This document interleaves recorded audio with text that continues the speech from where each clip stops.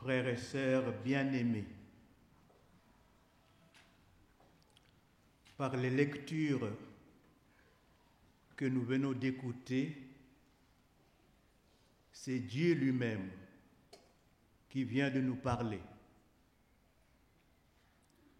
Essayons de comprendre ce que Dieu voudrait nous enseigner. Comme hier, à la fin de cette homélie, je vous supplie de garder un silence absolu.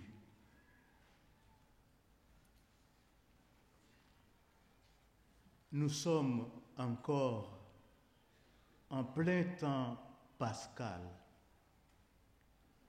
C'est la troisième fois que Jésus se manifeste à ses disciples après sa résurrection. Et les enseignements que les lectures et l'évangile d'aujourd'hui nous révèlent sont denses de signification. Ils sont un témoignage rendu à Jésus-Christ, un témoignage de sa résurrection.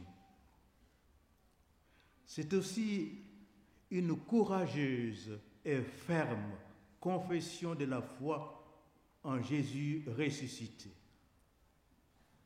Autrement, il eût été inutile et stupide de subir pour ce témoignage la prison et la flagellation. De même, il eût été absurde de se réjouir de l'humiliation qu'ils avaient essuyée publiquement, si un plus grand honneur, celui des dieux et de la vérité, n'était caché derrière cette humiliation. Oui, ces lectures et cet évangile d'aujourd'hui nous révèlent le grand mystère de Jésus-Christ, vrai Dieu et vrai homme. Jésus-Christ est notre Dieu. Il est la lumière. Il n'y a pas de ténèbres en lui. Il est la vérité. Il n'y a pas de mensonge en lui. C'est pourquoi, avant de supplier Dieu le Père et lui demander que ses disciples soient un, comme lui-même est un avec le Père dans l'Esprit Saint, il dit, « Père, consacre-les dans la vérité. Ta parole est vérité. » Il n'y a pas d'unité possible sans vérité. Il n'y aura pas d'unité sans humilité. Jésus est l'humilité même par excellence.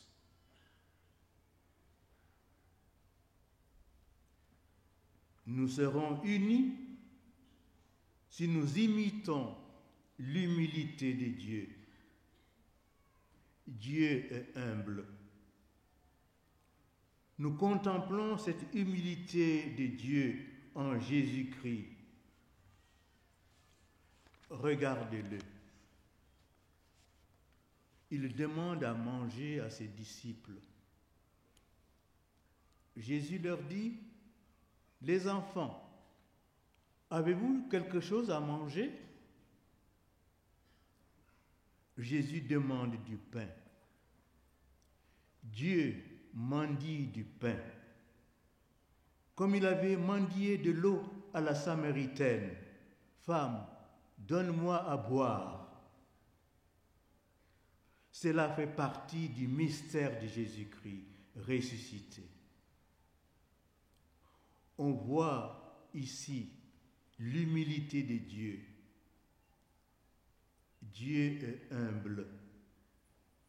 Il demande aux hommes de s'engager vraiment et totalement par amour pour lui. Dieu a besoin des hommes. Il a besoin d'un chacun de nous. À toi, pèlerin et pèlerine de Beaufa. À toi, Paul.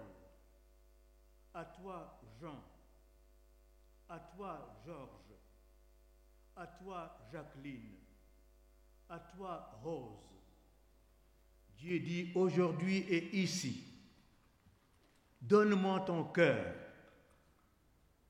donne-moi ton corps, donne-moi ton intelligence, ta volonté et toute ta personne. Donne-moi tout ce que tu as de plus cher. Consacre-toi à moi. Ne fais pas semblant d'être chrétien. Deviens-le en vérité et sois témoin et missionnaire de l'Évangile. Et il nous le demande avec beaucoup de respect, d'humilité et d'insistance, toute soumise à notre consentement libre. Le Seigneur nous demande à partir à cause de lui. Il nous demande humblement de devenir des pécheurs d'hommes à cause de lui. Autrement, il nous demande de sortir les hommes de l'eau sale et polluée du matérialisme, de les tirer de l'obscurité du péché et d'un monde sans Dieu, sans loi et sans morale. La seule morale, c'est la réussite économique. Beaucoup d'hommes aujourd'hui vivent uniquement dans le royaume de l'argent, du pouvoir, de l'amusement et d'une liberté sans fin. Mais la vie sans Dieu, la vie contre Dieu, qui apparaît d'abord si alléchante et libératrice, ne fait en réalité que produire une hargneuse médiocrité, une grande tristesse, une colère croissante. Aujourd'hui, tout le monde est en colère contre tout le monde.